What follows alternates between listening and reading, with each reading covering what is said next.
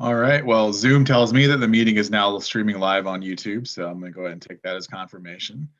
Good morning, everybody. Good morning, subcommittee members, as well as members of the public watching on YouTube. Welcome to the second meeting of the overall mental health and well-being's subcommittee of the Indiana Behavioral Health Commission. Just as a reminder, the Behavioral Health Commission was established by legislation in the 2019 session, and the commission made the decision to divide into subgroups to tackle some of the pressing issues that we are facing in our behavioral health system.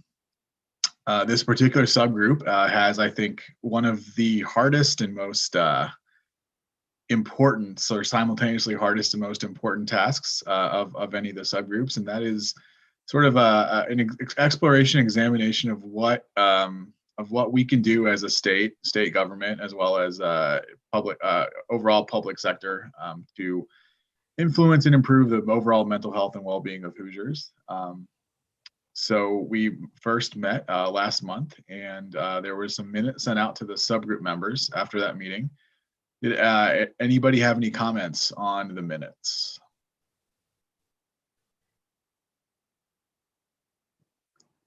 Okay, can I get a motion to approve the minutes? This is Ray Lay, and I move to approve the minutes. Okay. Second? I'll second. All right, all in favor, please say aye. Aye. Aye. Aye. Anybody opposed? All right, the minutes are approved. So we have a couple different subgroup members are going to present on some of the things that we discussed from last meeting. The first one on our agenda, if you see, is research on, sorry, pulling it up here, lost it for a second. Research on state Medicaid models, including housing support. Alexis, I'm sorry, I don't, am I supposed to talk about that, or was somebody else going to talk about that? I'm sorry, I don't remember. Sorry, I believe that the understanding was that you were supposed to talk about it, but if we don't have. No, yeah, I mean, I think this one is actually pretty simple. And the reason we included this was this I think should be, in my opinion, something we bring to the overall commission for recommendation as an adoption. I don't think we need to necessarily dive too deep into it. There's a handful of states that are experimenting with paying for housing for at least select populations through their Medicaid programs. The most advanced state is probably the state of Massachusetts, which pays for supported housing for individuals with serious mental illness as part of their Medicaid program. There's a couple other states that are starting to get these off the ground. You know, all I would sort of suggest to this group, and so I'll go ahead and open up for discussion if anybody has any questions on it. But what I would propose that we do as a subgroup is go ahead and vote on recommending this particular piece as a recommendation to the commission as a whole for consideration. And so just to clarify, the recommendation would be that Indiana Medicaid should explore the process of paying for at least supportive housing as part of the Medicaid program. So, any discussion on that item? Yes, yes, Jake, and good morning, commissioners. Ray Lay here. And I did experience homelessness for a long time. And I do also live with a severe mental illness. And now I am part of a couple of organizations that help house persons situated as such. And I am a firm believer in the housing first and harm reduction models for the simple reason that housing first, and then let that person come to want to work out whatever issues that they are tasked with. I hope I explained that as best as I possibly could to where everyone can understand that. That was perfect, Ray. Thank you. Any other discussion on this item or comments? This is Barb. So I just read an article from Monica Oss with Open Minds, national behavioral health consulting firm. And she just talked about how Medicaid is now expecting, in different states, Medicaid is expecting their MCEs and their entities have and social determinants of health as part of their overall health outcomes for their Medicaid members.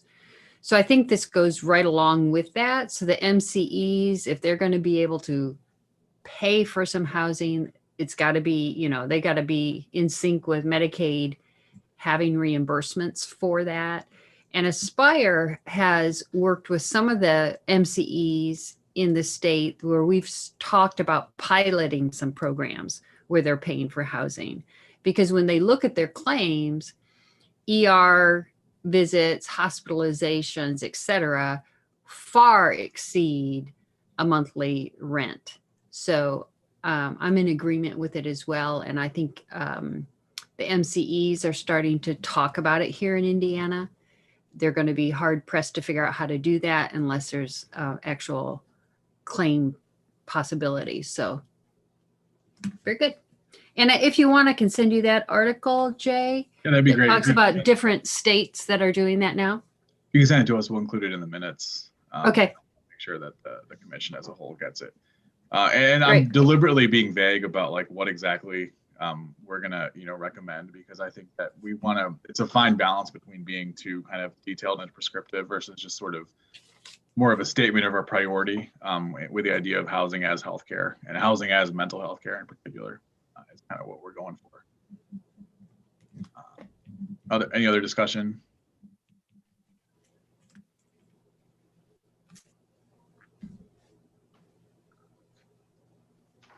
Okay. Can I have a motion to vote to recommend proposing a housing as healthcare recommendation to the overall Behavioral Health Commission? I would be honored to give that motion. Thank you, Barb. Second. This is Ray Lee. I will second it. Okay, all in favor? Say aye. Aye. Aye. Anybody opposed? All right, the motion carries. So we'll go ahead and include that as our first official recommendation to the overall Behavioral Health Commission. So that's super exciting. And with that, I believe next up we have Brooke Lawson. Is that correct? To give us a little bit of information on the school mental health curriculum, which is, probably her day to day. So she probably didn't do too much research on it. But, we appreciate you, Brooke, for sharing your wisdom with us, and then look forward to this discussion. Sure. Well, I don't have any formal presentation, but I'm happy to kind of share what mental health or mental wellness kind of looks like within our school district, and also maybe some conversations that are happening, I would say, at a national level when it comes to education and children's mental health. So, schools have always been part of a good education, right, is supporting the social, emotional, and mental health of children. And we know based off of research that if kids don't feel safe, supported, that if they're struggling with a mental health issue or a mental health challenge, that they are going to struggle to learn. And so it's important that we're able to support that as a school district. And so in our district, we definitely, I look at kind of mental health curriculum within schools as like two separate areas. So I think you guys might have talked about mental health literacy and just kind of understanding how we talk about mental health. And we do a lot of that within our health classes at the intermediate through high school level. So that is a part of our health curriculum, helping students understand that they have both physical health and mental health, and understanding, what mental illness might look like. But as a school district, our district really believes in the importance of social emotional learning and really supporting the whole child as we're talking about education. And so, there's a lot of research out there that talks about the importance of teaching social emotional health. And so we have a curriculum in place in grades K through 12, where we are explicitly teaching things like, how do I recognize my feelings? Where do I feel feelings? How do I name feelings? So a lot of like emotional intelligence, right? And then how do I cope with feelings that might be uncomfortable for me? So we don't want to label good or bad feelings, but just feelings that might be uncomfortable for me. What are some things that I can do when I'm having those uncomfortable feelings? How do I solve problems? How do I have empathy? How do I understand good relationships? How do I make friends? How do I be a good learner? What does it mean to pay attention and to be organized and things of that nature? And so there's actually research that has been done around social emotional learning. And I was looking over that research before this meeting today, and actually some of the research shows that kids who are taught social emotional skills are less likely than when they experience a mental health challenge, which we all experience, right? They're more likely to be able to get through that because they already have these skills and they've been taught them, and everybody in their school is using this common language. That's something that our teachers have talked a lot about, is how they like that they have this common language. They're all using the same language with kids when they experience difficulties. And so those would be kind of the two areas. We also, and I can't say this for every district in the state, but our district also has a suicide prevention curriculum that we teach. It's taught in health at the 8th grade level. And then this year we actually did one of our social emotional learning lessons at the high school level was around suicide prevention. And so it's really about what are the risk factors and warning signs? How do I, what does a friend look like who might be struggling? And then what do I do in that situation? Because we know our students often go to their friends when they're having difficulties, and they're telling their friends, like, I'm struggling or I'm considering taking my life. And we want our students to know that that is never a secret that they keep, and that they need to get an adult involved in that situation. And so that's another kind of component, I would say, of mental health education. So I'm happy to answer questions that people might have about that. Well, I would just like to thank you, and then just kind of unpack that, I think, into a couple things. So there, I think, is the overall, unpack it into maybe 3 different buckets, right? So the first bucket would be just overall the importance of social emotional learning, right? And we know, unfortunately, that has been a source of some controversy over the last few months. And I'm of the opinion that as the Behavioral Health Commission, we need to take a position on that and sort of say that we 100% support social emotional learning as being part of school curriculums across the state. So that's sort of like kind of bucket 1. Bucket 2 is sort of the whole idea of like specific curriculums, and I don't know a whole lot about that. I know that you guys have one that seems to work really well for you all, and I know that the one that works for you all may not work as well for another district, and vice versa. So I would love to, Jay, if you could, I would love to speak on that, actually, because we don't use, I don't think that the best way to meet children's needs when it comes to explicit instruction is what we say around social emotional learning. I don't believe that there's like one canned program that will do that for all student populations. There are a lot of great evidence-based curriculums out there, and what I believe is a wonderful approach is to understand the student needs of your population, of your school district, and then to develop a curriculum that really supports and meets those needs. And so our district uses a couple of different curriculums. We don't just use one, but I think that that's an important component of social emotional learning, is to understand like where students are at. And when we think about education, we often think about just academics and evaluating children around academics. And I think that it's important to really understand your students and your student population, because what students in Fishers need might be very different than what students in another community need. Yeah, absolutely. And that's so spot on, I think. And yeah, I'm going to put Bethany on the spot here. Bethany Eckler. Can you kind of explain what we're doing as a state, as DMHA, kind of around trying to promulgate social emotional learning around the state? Absolutely. Oh, I have a silly background going on. Oh, I love it. Keep it on. Okay.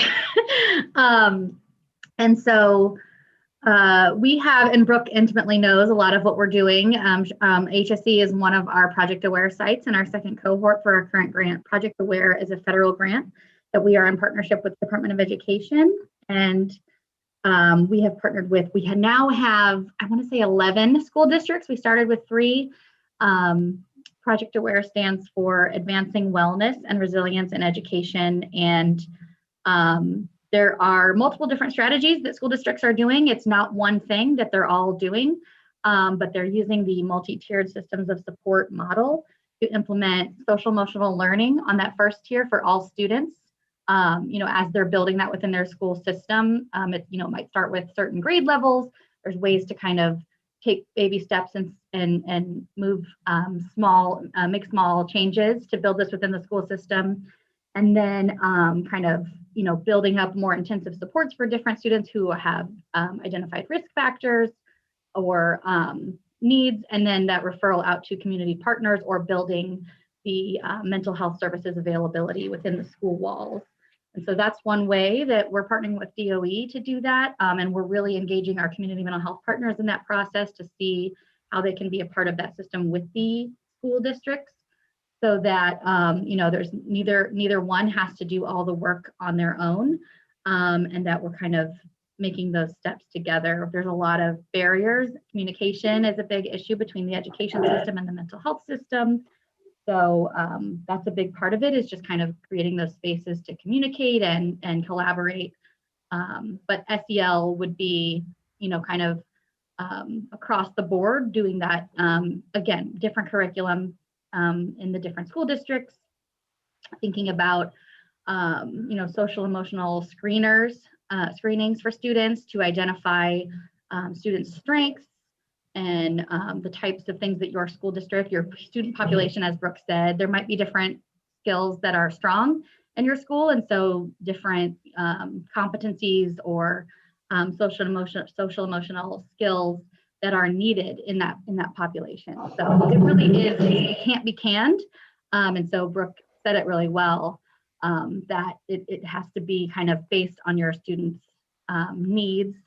And we are, our Project Aware sites are demonstration sites. And so we have a lot of lessons learned so far, and we're continuing as they do more and more throughout the 5 years.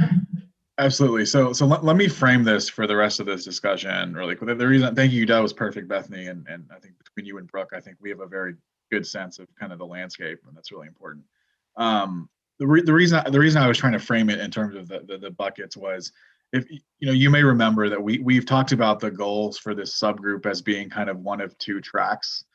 Like track one would be kind of the lower hanging fruit that we want to recommend that the commission kind of immediately adopt at our next overall meeting. And track 2 are sort of to identify things that will be sort of fleshed out more and go into the ultimate report that we end up compiling and submitting. And I think that there are kind of action steps on both of these tracks that emerge out of this conversation. And let me frame that for you and then see if there's other discussion items on this. To me, track 1 is just simply lower hanging fruit. We need to take a strong position on full-throated support of social emotional learning as part of Indiana school curriculum. Just given the controversy and that it's probably not going away, and that there might be attempts in the next session to kind of rein it in. It wouldn't surprise me. I think we need to come out strongly in favor of it. And that's the lower hanging fruit, because it's pretty simple. It's like, do we adopt this statement and send it out? And then track 2 would be, I think, the more still needs to be developed. Like, are there specific policy recommendations that we want to make for, the adoption and implementation of emotional learning? And so I guess number one, do folks generally agree with that framing? And then number two, what do people think about it? I agree with that framing, Jay. Thank you, Dr. Yes, I would share Dr. Moman's agreement with it. I am so pleased that social emotional learning hopefully just becomes the mainstream basic. You don't have a school without it because of its importance.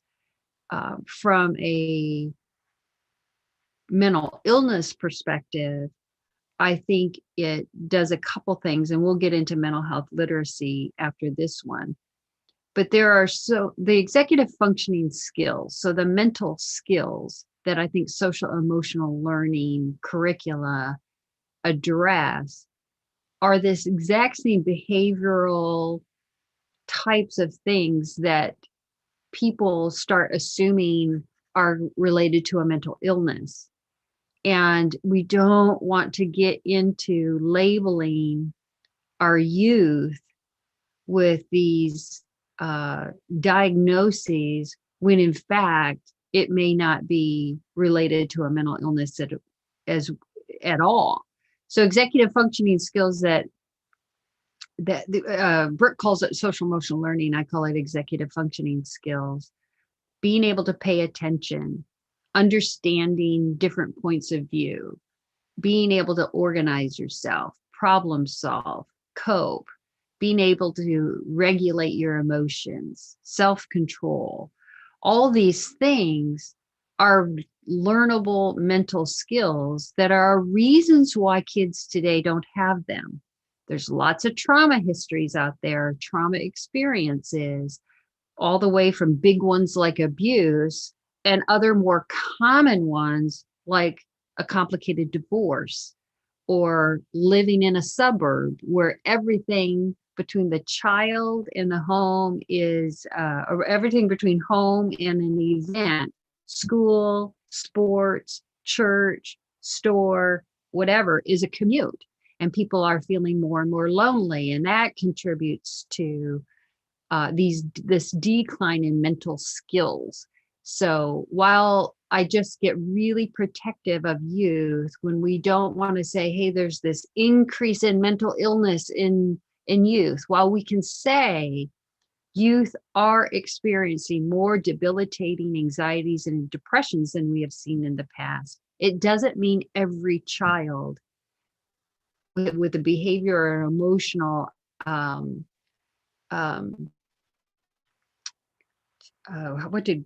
challenge is what I heard Brooke call it, is a mental illness. So thank goodness we're using a different approach for the larger, I think that pyramid approach, the tiered system that Bethany talked about is let's make sure we're getting to all the kids just with executive functioning skill sets.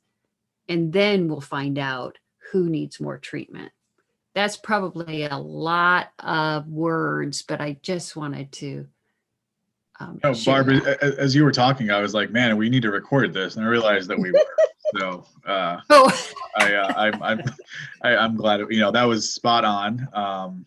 There's a lot of stuff I think that we need to unpack. And what it made me think of is I think what we should do, and I know Rachel has a comment here, so I'll let her talk in a minute. I think this will relate to that comment. I think that we should sort of recommend to the commission as a whole that we adopt like a resolution kind of in favor of social emotional learning, and then put into that resolution some of these reasons why it's so important. I think maybe with a definition of it as well as why it's so important. And the stuff you talked about, Barb, and the stuff that Rachel's going to talk about here, and some of the things that Brooke said, I think can all go into that resolution. So we can kind of work together and craft that offline as a subgroup. But I think that ultimately, at the end of the discussion, I'm going to propose that be a voting item. So, but Rachel, I was actually, while I was speaking, looking up at something that I had written in support. I was helping Beth Niedermeyer with Noblesville schools when they were going for their mental health referendum money, is to help put this in context. So I can send that to Rachel. I'm fine. It's not an article. It's just my thoughts on it. So Love it. Thank you. No, I was just going to kind of alongside what Barb and well, everybody has said so far, this idea of using social emotional learning, because I know, I've heard of some misunderstanding of the idea of social emotional learning, and in some areas of the state there being some resistance toward the idea. And I think, Barb, your point about how this is important, whether or not a person has any sort of a diagnosable issue happening, and how can we as a commission or as state leaders in some cases take this as an angle for prevention, marry this with the conversation about ACEs and how prevalent those are, and the trajectory of adverse childhood experience if there is not an intervention, and how the efficacy of sometimes a single intervention or a single healthy person in a person's life can totally divert the trajectory from very unhealthy response to trauma to a pathway that is much more high achieving and balanced and resilient. And how do we maybe think about, as we're angling this conversation for in certain spaces, really highlighting that prevention narrative part of it, because I think there's a lot of opportunity there for people to understand more about, and I think back when I first started doing trainings about trauma and the effects of trauma in the criminal justice space with criminal justice professionals, and how at the beginning, and these were people that were, serving in the prisons and out, as probation and parole officers, and dealing with some really difficult stuff, and how initially there was just not buy-in, but as we had more conversations and they kind of started to learn about the neurobiological connections of childhood trauma, adult trauma, substance use, all of these things that people really have the opportunity to buy in if we can skillfully draw those connections. Mm-hmm. Rachel, as you speak, it made me think of you're sounding like a public health professional with prevention, so we understand, here we post-COVID, we understand vaccinations, we understand immunizations, and SEL is an immunization against more severe life trajectories, right? Right. And so I think SEL is like a public health approach intervention. Mm-hmm. Well, and also capitalizing on the complete devastation from the opioid epidemic and the crack epidemic, and in both those instances, meth.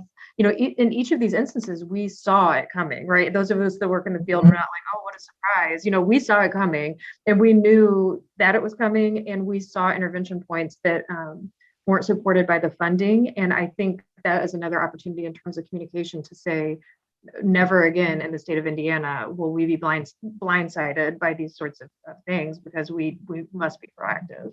So I think at this point I'm kind of preaching to the choir, but but I think I think it's very important, because people when they hear words like emotion, they can harden up and get defensive and say, what in the world are you doing with my kid? But when they understand, no, this is prevention and this is an investment in their future. Sometimes I think as a mental health professional, I inadvertently forget that other people may not have the language or the understanding that I do, and it's the onus is on me to help try to bridge that gap. So, what I like about this is that many years ago I worked in school mental health, and we always had the kids who had been labeled, and then the kids who had not been, and they would be the at-risk kids. And how many of those were only identified or self-identified because a divorce or the child abuse, they're in foster care, something like that. And there was still a population you did not touch. And this is something where you're also teaching kids what are the warning signs, what they can do, what skills that they need to be able to either speak up or just self-practice, the self-efficacy of this. And so that's what I really like about this, because it's going to reach people who would not have been touched. And I think that's what's really great about this. And the screening will also, because sometimes kids may not say anything, but they know something's wrong. And they haven't talked to an adult, they haven't talked to another child, because it was always that quiet few who were imploding, as I called it. And so this is able to address that population. So I like I said, I think this is wonderful. We do our own community trainings, and we actually have somebody from the LaPorte school system to do a presentation just on this in general and what they're doing in the school system in August, I believe. So I'm very happy to hear this. So, You, Mimi. Jay, if I could jump in, I would just support what everyone else has said and point out that one of the pieces that I think has been touched but hasn't been said directly, or that we can also put in the cultural implications of this. I think Brooke started when she talked about you got to pay attention to what the background is of the various school systems with your working. And I think everybody else has touched it, but I don't want to lose track of the cultural implications of what we see and how we choose to identify. And as Mimi was saying, who do we identify as being at risk? And who do we not identify as being at risk? And what do we offer those various students? And what are the demographics involved in making those decisions? So I'm really pleased to hear all the pieces that we're talking about. And I just think that's one other little corner of the world to tap on. Yeah, I could not agree more. As I'm thinking about this, we just need to figure out a way to turn this whole conversation into a statement without it being, a novel length type of thing. But I do think that we have to put, either cultural competency or equity or whatever word you want to use, and there has to be part of it, in my opinion. Any other? This is just fantastic discussion. I mean, any other discussion on this particular topic, or if not, I can make a motion, but I'll wait. I just wanted to touch back on something Barb said that I think is so important about how, I think as a society, we have separated mental health and physical health, right? And thinking about the skills that people need in order to have a positive mental health are skills that can be taught. And anyone, even adults, can learn those, right? And so I think that that's something that we definitely, as a form of prevention, every Indiana child deserves to be taught these skills so that they can be successful in their future. And it's tied to employability as well. In order to be a successful employee, you also need executive functioning skills and to be able to manage your mental health and take care of it. I could not agree more. Any other comments on this topic? Okay, so if I can attempt to turn this into a motion, kind of on the fly here, I think that the motion would be to craft a statement offline. This is the worst format to craft a statement, but to craft a statement kind of within the subgroup offline to present to the overall commission for support and issuance. I mean, I think that's the big part of it too, make a big thing out of it, because I think, the names on the commission and the folks that we have at the table, if we all come together in support of this, I think could provide potentially a pretty powerful counterweight and message to the people that are making the decisions. So I would propose that we work offline to craft a statement in support and kind of full-throated support of social emotional learning, for all the reasons that have been discussed. So I'll go ahead and make that a motion. Does that motion make sense? Okay. Can I get a second? I would love to second that motion. And all in favor, say aye. Aye. Anybody opposed?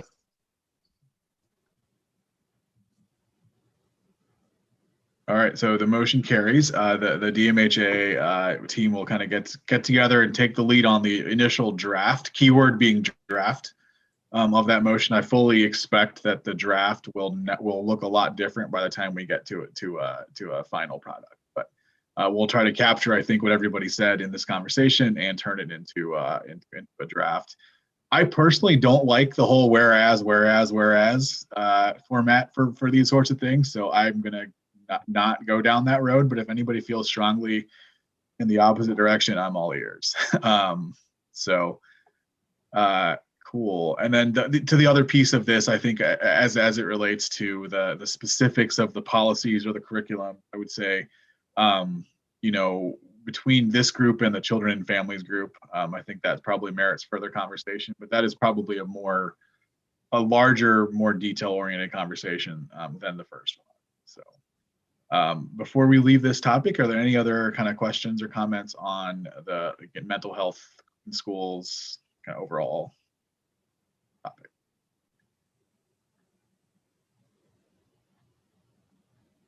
Okay, thank you. So 40 minutes in, we have 2 adopted motions, so that's not bad. All right, next up, kind of in a very related topic, I think, and you probably can just continue the conversation, frankly, that we've been having.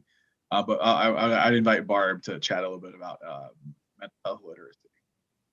Okay, thank you. I'm going to share a video first, and this is from the mental health. Well, it's called the mental. Okay, wait a minute.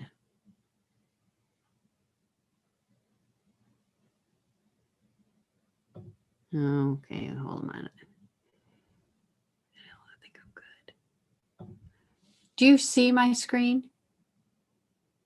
Oh, you do. Okay. I'm just going to show it first, and then we'll chat about it. Do I have a mental illness? I hear everyone talking about mental health, but what do they mean? And what is mental health literacy? Why does it matter?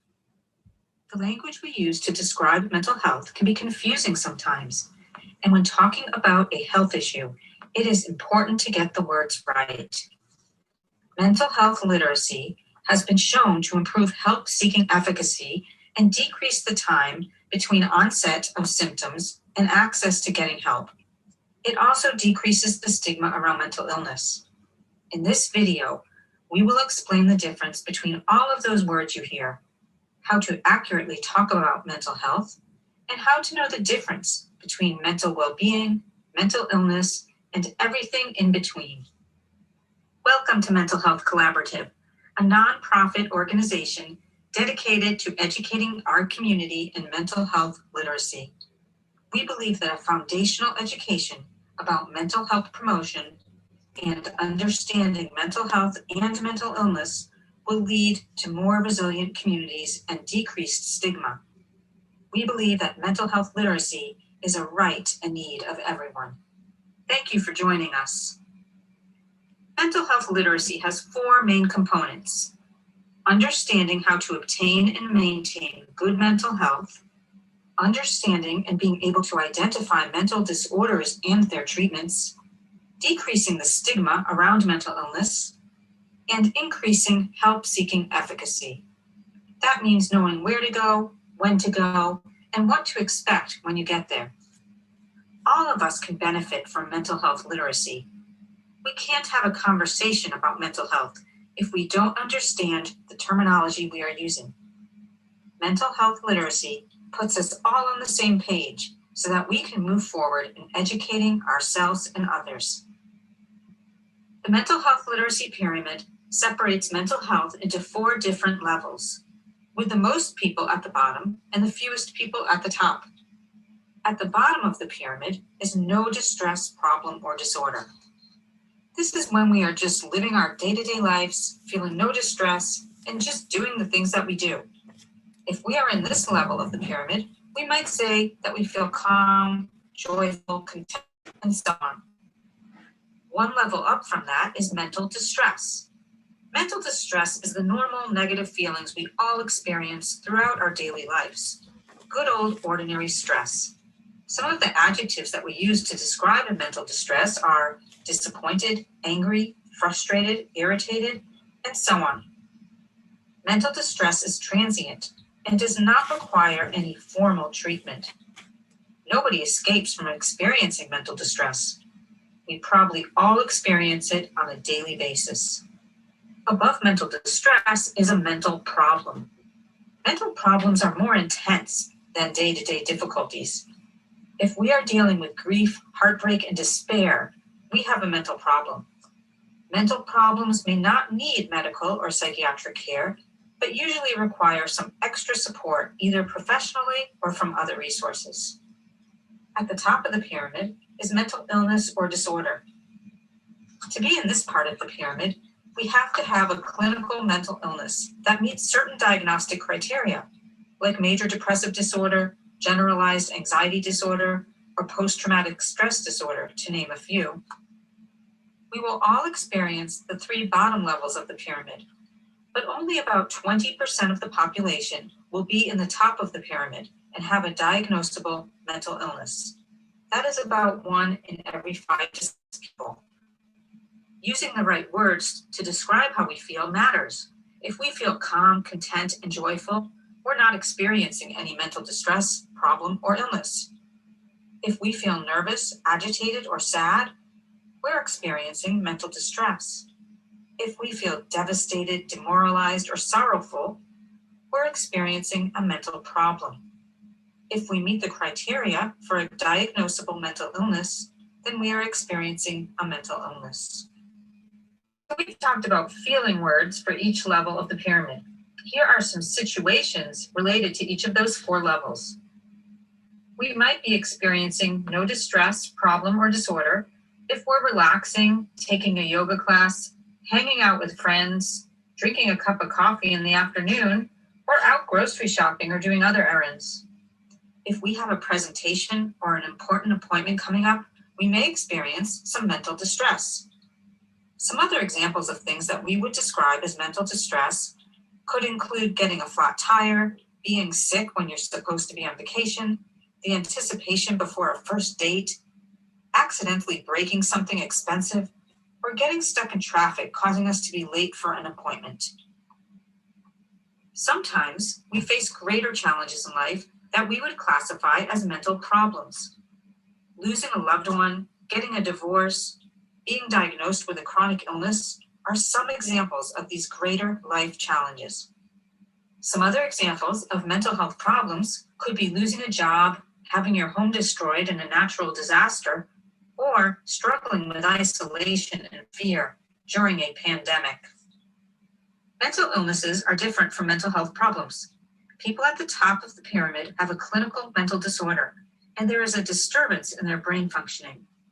Some examples of mental illnesses include major depressive disorder, obsessive compulsive disorder, and bipolar disorder. If we are experiencing a mental illness, we need help from a professional. That could include therapy, medications, or other evidence-based treatments. It's important to remember that experiencing mental distress or a mental problem does not mean you will eventually have a mental illness. All of us will experience mental distress and mental problems, but not all of us will develop a mental illness.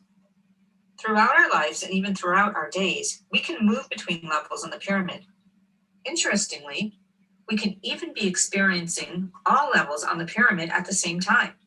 For example, we could be calm and content during a dinner with friends, even though we have an upcoming interview for a job that we really want, have just been laid off from a job, and are being treated for bipolar disorder. Good mental health does not mean that we are always in the bottom of the pyramid. Experiencing negative emotions and life challenges are normal and do not mean that we have a mental illness. In fact, sometimes people with mental illnesses have the best mental health because they are more careful about taking care of themselves. We can have a mental illness and have better mental health than someone with no mental illness. For an example, someone with bipolar disorder may be well treated with medications and therapy and have great self-care routines like exercise, eating well, getting enough sleep, and having supportive relationships. Conversely, someone without a mental illness may be in poor mental health, getting no exercise, eating poorly, having few trusting relationships, etc. This is why language matters when talking about mental health. We might say we have a mental illness when we really have a mental problem. We might say we have mental distress when we really have a mental illness. Using the correct language helps us accurately talk about and describe mental health, decrease stigma, and get the right treatment if we need it. We wouldn't say we had pneumonia if we had a cold. If we had a cold, we would take it easy, rest more, perhaps take Tylenol. But we wouldn't rush to the doctor or a hospital, as we would if we had a fever, difficulty breathing, and symptoms of pneumonia. The same is true for mental illness. Feeling stressed or sad does not warrant professional psychiatric care, but having a mental illness does. If you or someone you know is suffering from a mental illness, please see the resources below for how to get help. We hope you found this information helpful. We at Mental Health Collaborative are committed to providing education and increasing awareness about all of the interrelated states of mental health. We hope that by doing this, stigma decreases and more people get proper treatment and support for mental illnesses, learn when to get help, where to get help, and what to expect when they get there.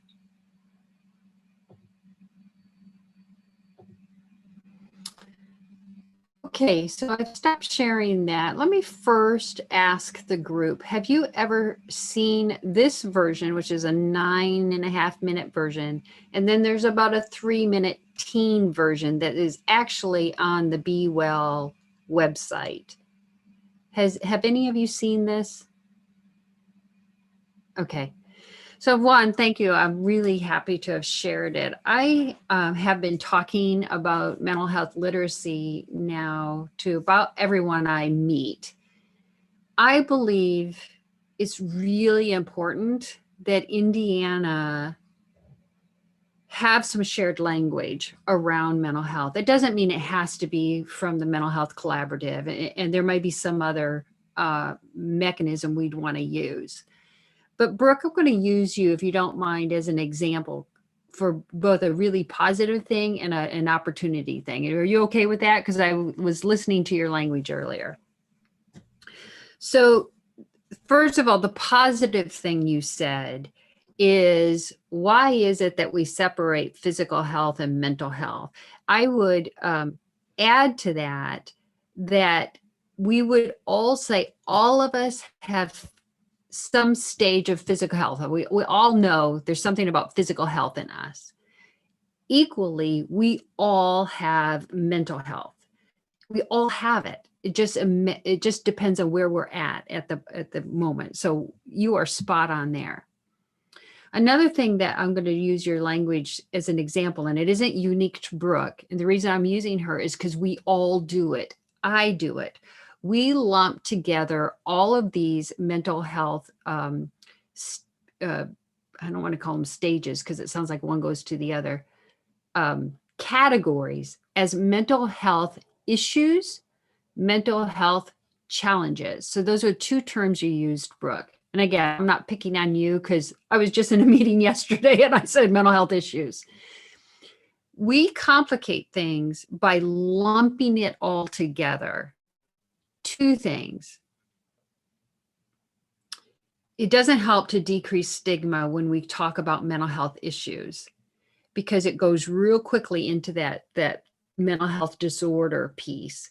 That while Ray is someone in recovery and is passionate about talking about, Ray, I think you've even told us what you've been diagnosed in the past. So that doesn't affect you at all.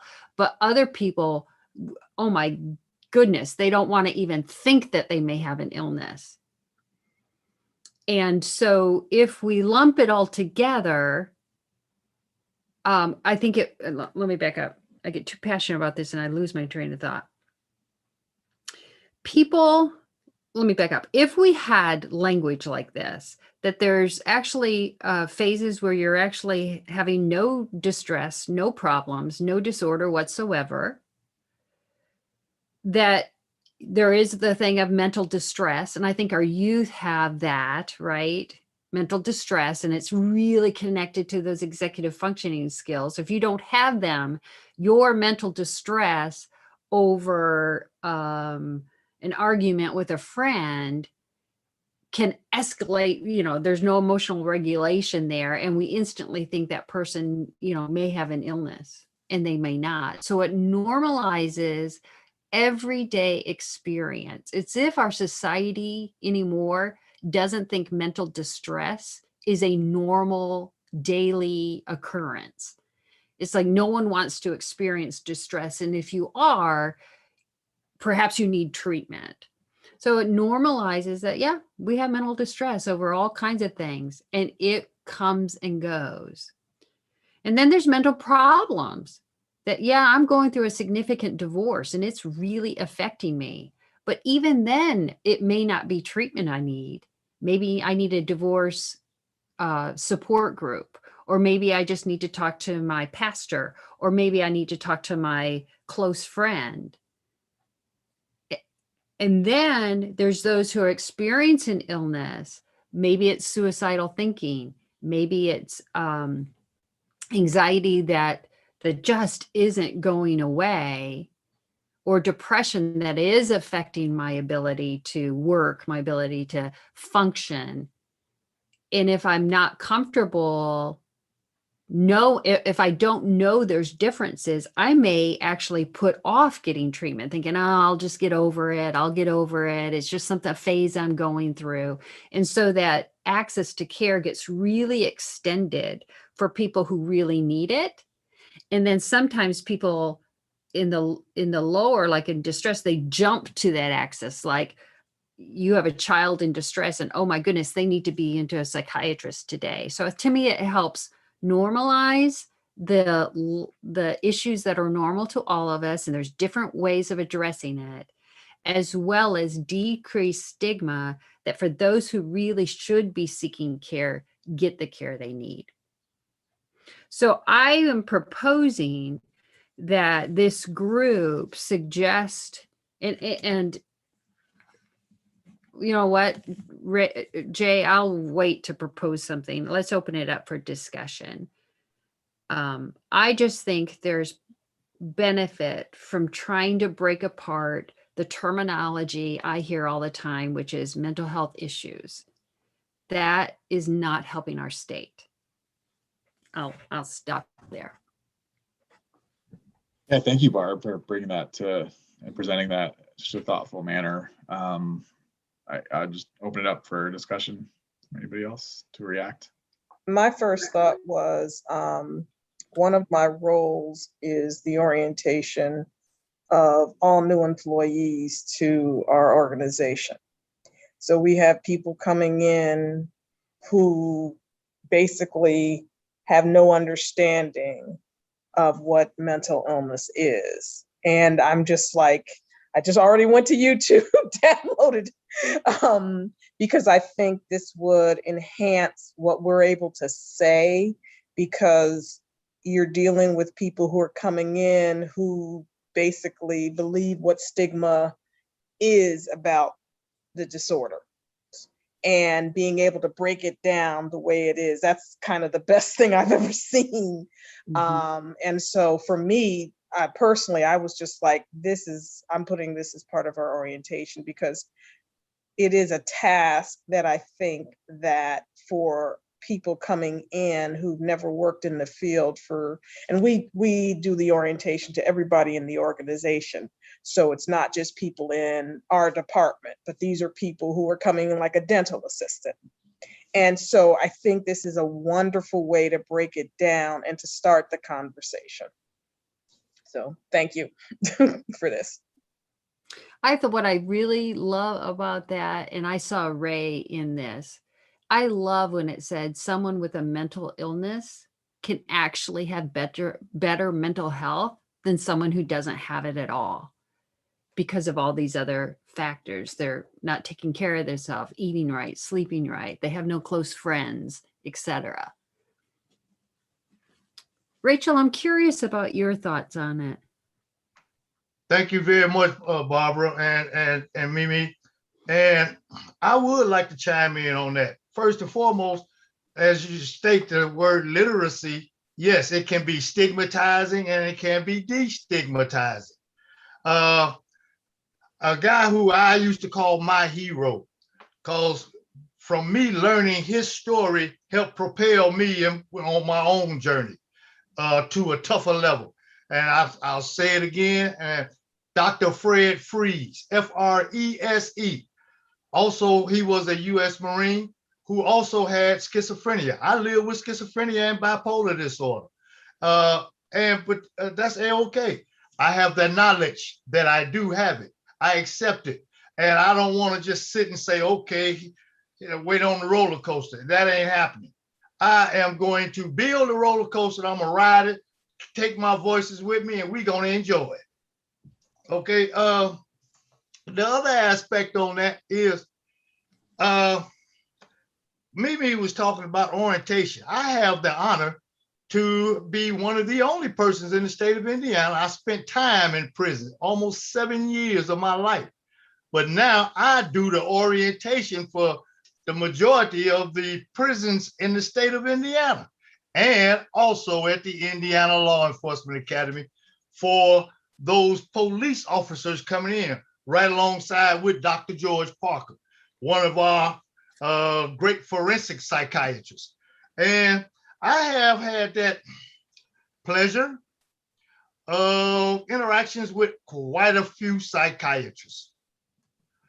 My personal psychiatrist, for lack of a better way to put it, the best I ever had in my life.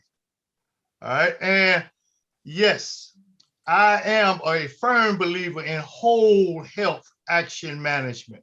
The mental, the physical, the spiritual, food. That's what I do. The majority of the time while you ladies and gentlemen are asleep, I'm exercising.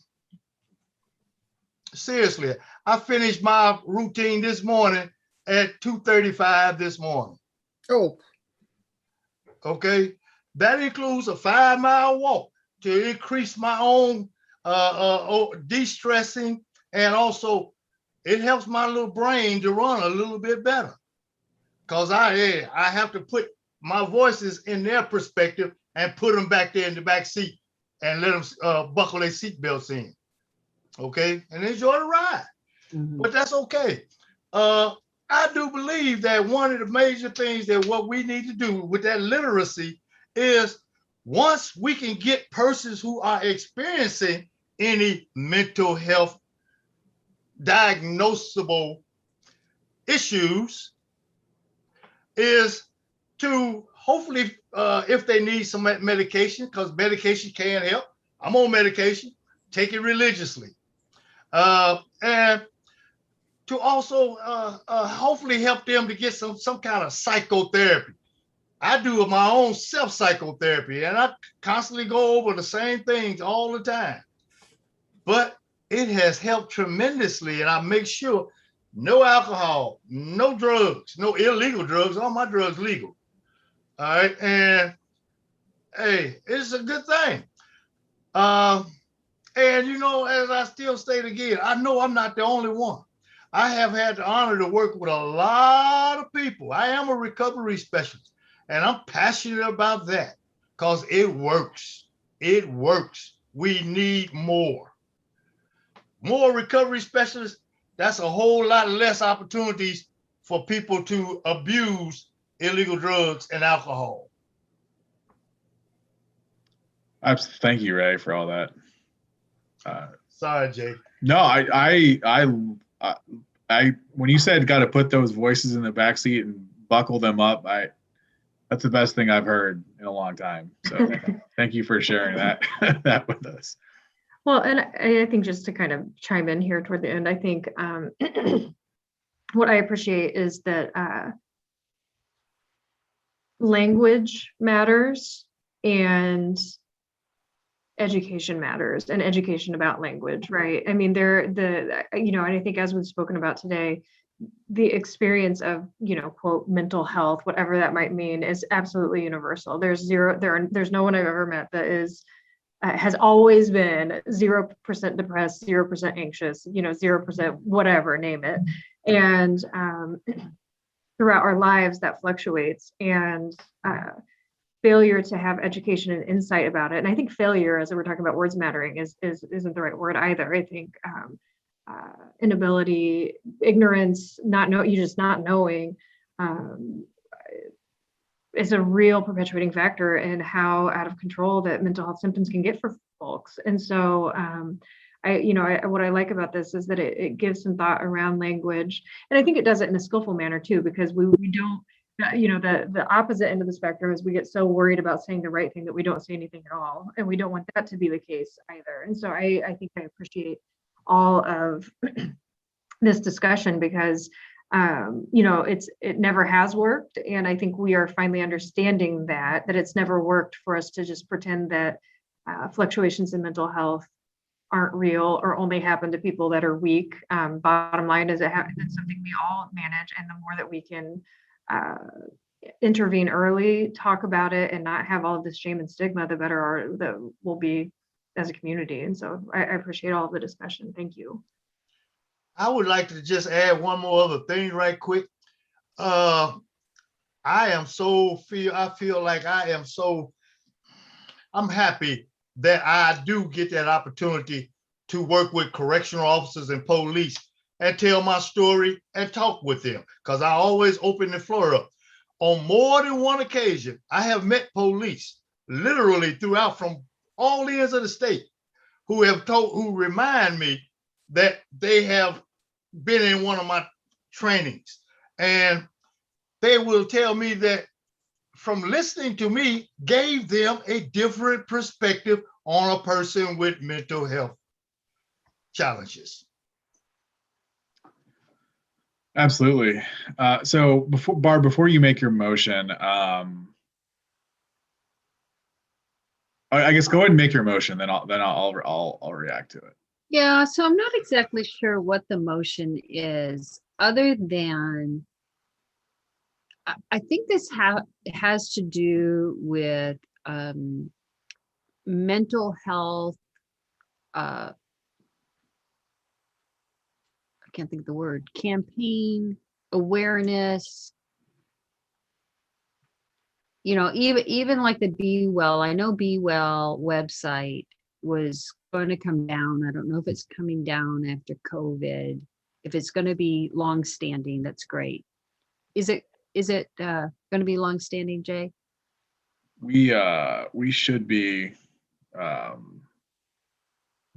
to continue it. Okay. So maybe in a bigger context, I guess my motion would be that the state I hate to say fund, resource mental health awareness campaigns that address mental health literacy, because we're all saying it. Ray is saying the same thing he wants to normalize the folks in the high category, what their life is like, and tell those stories. We want to kind of normalize all of this experience. So mental health, whatever you're experiencing mental health, it becomes a normalizing discussion. Hey, I'm having distress. I know it's going to be, I know it's not going to last a long time, but what do I do? What do I do here? What do I do when I'm having a mental health problem? And what do I do when I'm having something that's more than that really does need treatment? So I want to normalize mental health. Education. Yeah. Good. Just So get it more get that language out there more. I agree with what Barb is saying. I think it's important when we think about stigma, when we think about, the overall wellness of our state, this conversation and mental health literacy is really important. But I guess I would really love for us to discuss like what something like that would look like, because I think one of the things that we've even in the city of Fishers, we've been talking about stigma and the importance of mental health and mental wellness. And,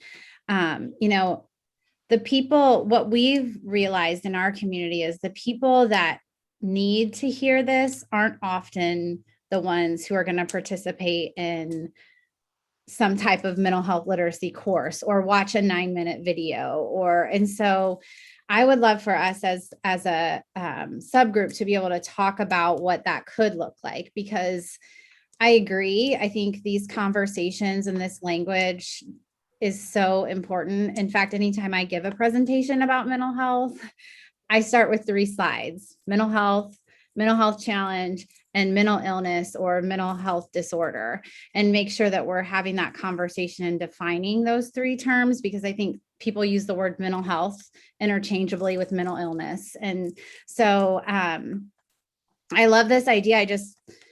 How do we reach the whole state, and what does that look like? So that's kind of what I'll go ahead, Ray. Excuse me, Jay. Sorry about that, but I mean, I had to see. I hear you, Dr. Lawson. I hear you loud and clear, and I'm going to give it up the way that I know it. The National Alliance on Mental Illness, Indiana chapter. I am a proud Hall of Fame presenter of telling, as we call it, in our own voice. I have done them literally around the country, but also from Gary, Indiana to Evansville, okay, from Richmond to Terre Haute. And I'm not ashamed of none of them, okay? And I know that others have also done them. Like Dr. Bowman is also a professor. I have also done them with classes at IUPUI and also the University of Indianapolis, okay? And we have a cadre of persons who are trained and willing and want to go and do them. That's just one. But if we get to doing them, I guarantee you more people will come out of the woodwork, so to speak, and will want to join. And like always, here come that question period. And people start, one of the good parts is, for me, is after the presentation, persons start coming in and want to ask about resources, so that we can send them to Dr. Lawson, send them to Dr. Bowman, so on and so forth. All right. Jay and Amy and them not sitting there because they look good. Okay. Sorry about that. Can I ask a quick question? Ray, I think your input is spot on as far as in your voice and really there's a whole marketing thing around disease states. And I learned this one time, like breast cancer, the pink ribbon. Before the pink ribbon, before they got some celebrities in it, they couldn't raise any money for breast cancer because it's a negative thing. They had to spin it more positively. So in my mind, I'm thinking, how do you make mental health cool? And you see different countries doing it differently. They have all this just awesome social media and really graphic and visual and auditory positive images of mental health disease states, basically. But let me ask Brooke, who, when you said the people that need to know it, who are you referencing? The people that need to read this wouldn't be interested in it. Well, I think there are people in our state and every state, right, that don't believe that any of this, across the country, we have people who are in legislators who are saying schools should not be talking to children about social emotional learning. So, I think that one of the things we have mental health clubs in our high schools, and one of the things the kids would say, in fact, I'll never forget, we had a student who said, I've struggled with depression for years. And, every time I'm really down, my parents will say, like, what do you have to be sad about? Like, you live in one of the best cities in the state. You have everything you could ever want. Like, and they would hand, and the student said, and my mom would give me this book on how to be happy and tell me, like, just be happy. And those of us who understand mental illness and, even mental health challenges, we know that, like, you can't just be happy. It's not that easy, right? And so that sticks in my mind. And when we've had parent nights around a lot of this stuff, we don't have a lot of parents come. In fact, we have really, really small numbers of people who show up for mental health events. We still, it's not that it's not worth doing that, because it really is important, and we continue to hold these nights, but to reach the greater community, right? Or to reach everyone in the state. I'm just asking the question. I don't know, what that looks like, but I'd love to discuss it some more. Like, I don't know, does that look like a commercial campaign or something that happens? I like the, in our area, Community Health Network for a while was doing some like commercials around Have Hope. And so I would just love to have a greater conversation around that, because I think, public service announcements and all of those things are great, but how do we measure the effectiveness of something like that? Yeah, and that's where I was trying to get at. I was like, I agree fully with everything that's been said. What I don't know the answer to, but I think there is an answer to it, is how does this relate to the Behavioral Health Commission, and how do we use the Behavioral Health Commission platform or whatever you want to call it, footprint, or whatever you want to call it, to make progress on these issues? What can we recommend to the commission as a whole as it relates to these issues? And I don't know. I think that there is an answer out there. I think this is probably more well, no, I'll stop there. I'll ask that question, I guess. How can we tie what we've been talking about to the Indiana Behavioral Health Commission? Well, I think the greater issue than in listening to Brooke and Ray, in mental health literacy is probably just a piece, it might be too small, is that we would recommend the state engage in stigma reducing messaging, whether that's campaign or whatever. It can be broader, but what we're saying is, as we're inventorying and looking at gaps and looking at services and access to care and all of those things, that stigma reducing efforts are a part of that. Yeah, and Bethany put in the chat, similar to the, in the same vein as the Know the Facts campaign, right? Most definitely. And I would go as far as to say, just like the synopsis of our brains, multiple myriads. I mean, that's how we are going to have to tackle this. We're going to have to tackle this in quite a few different aspects, quite a few different directions. Absolutely. And I think that's important to note that, for example, the Indianapolis Colts have launched their own campaign. And that's something I think that we might have the opportunity to work alongside them, and maybe some other actors. To Brooke's point, I think that as much, and I think the reason the Know the Facts campaign is effective is because it doesn't look like a typical government funded campaign, right? It's right. It's got to look cool. That's what I'm saying. Different countries have all these just really cool ways of introducing so yeah, topics that normally no one ever talks about it. And so I think that maybe a recommendation could be something in the veins of the state should engage with the private sector and the business community and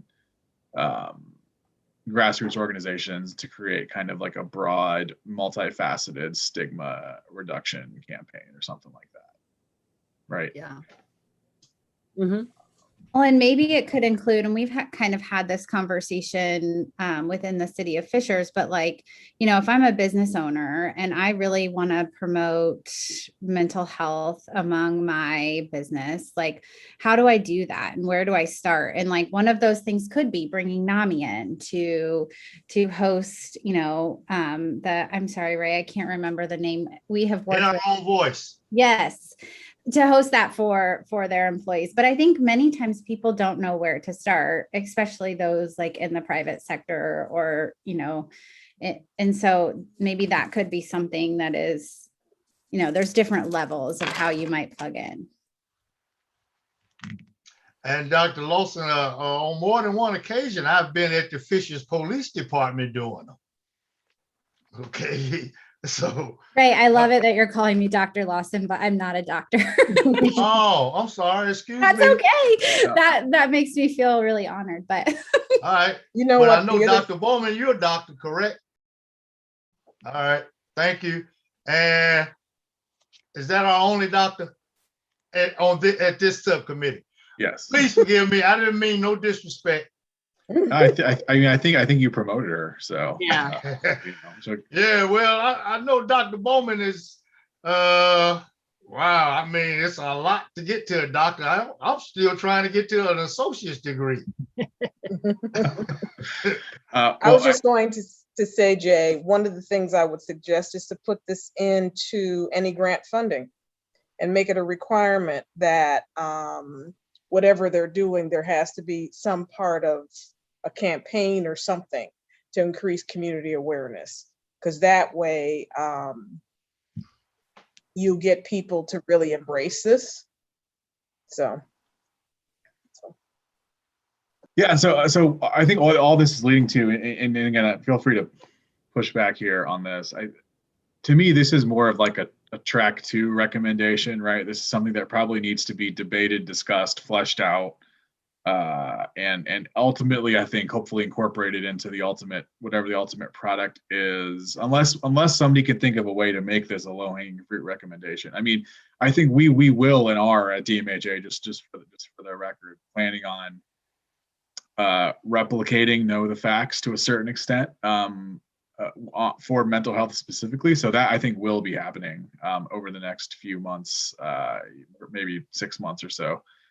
As well as, you know, we've had some discussions with the Colts, for example, about how we can kind of join forces there. So those things are happening. So I think what I would suggest is sort of making this into a larger discussion item, you know, because as I'm thinking kind of mechanically, like what's going to happen is that as at the next all behavioral health commission meeting, each subgroup's going to kind of report out on their recommendations. You know, we're going to have our low-hanging fruit one, which I think we're right now, we have the SEL one, and then probably another one about the really, that's the only low-hanging fruit one I think that we've talked about. Everything else is super complicated. Not that this piece isn't either, but you know, I think that it's something. So what I would suggest is that we say that we recommend a further exploration of mental health awareness and literacy, right, with the intention of making a larger recommendation in the final report. Does that sound about right? Yeah. Jay, if I could throw in, this may be very much a side option, but the American Psychological Association does a psychologically healthy workplace award. And I know Indiana Psych Association tries to give an award to a workplace locally every year under that auspice. So I could certainly see the commission doing something similar. And maybe it would have to be several of them because workplaces come in different sizes. I love that idea. I'd love to talk about it more. Maybe we can table that for because I kind of want to get to where we have 7 minutes left. I want to get to the next, decide if we want to have one more meeting before the final one. So, but I think that we should talk about that more because that is an absolutely fantastic kind of out of left field, out of the box idea for a commission like this, and I think that's a great thing. So I think we should talk about it more.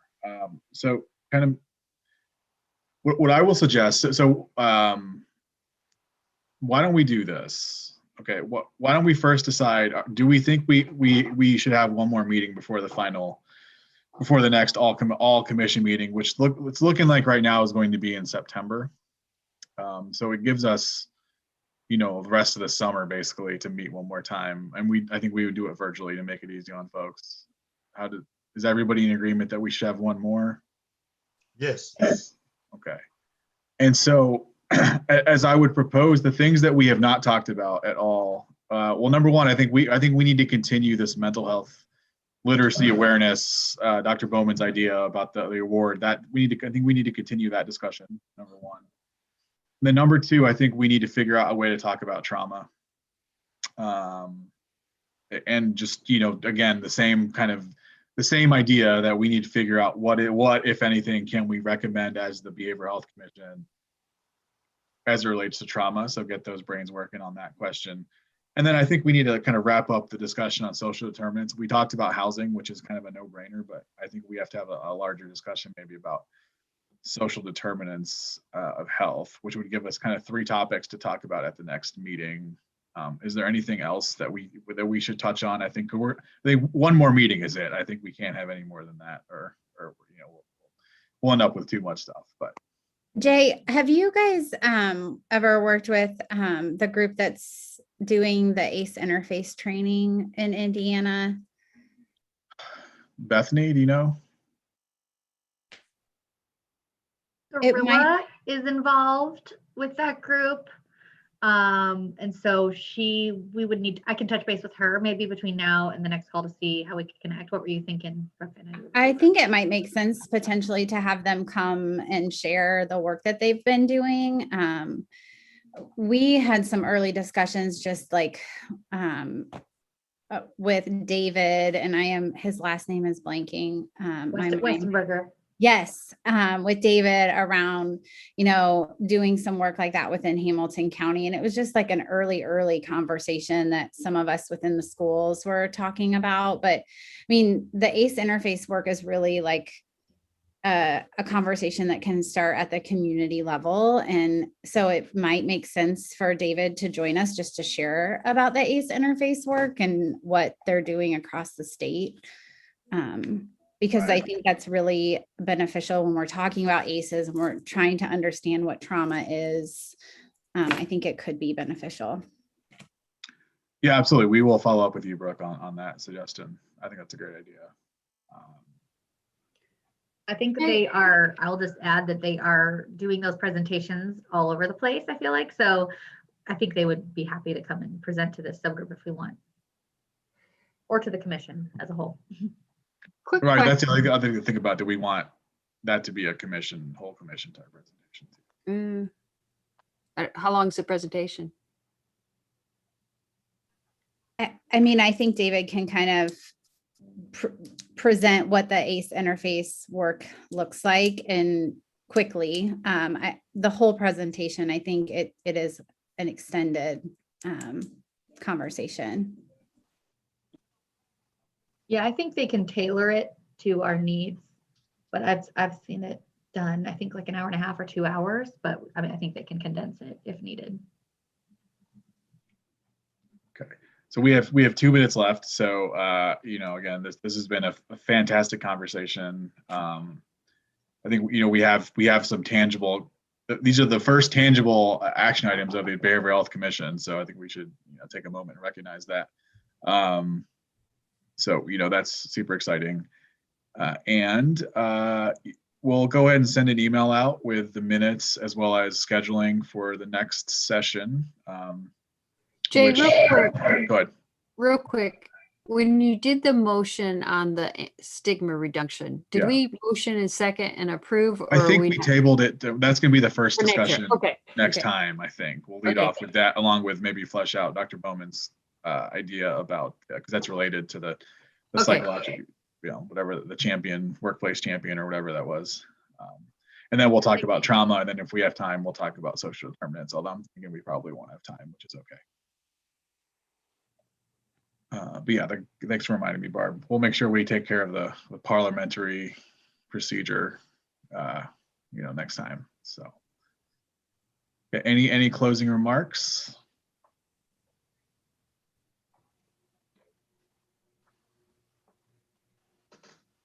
All right. Well, thank you all so much. Expect plenty of communication from us over the next few weeks, and we look forward to seeing you again very soon. Thank you, everybody. Have a great Bye, day, everybody. everyone. Thank you. Thank you. Bye. Jay, take care of yourself. Will do. You too, Ray.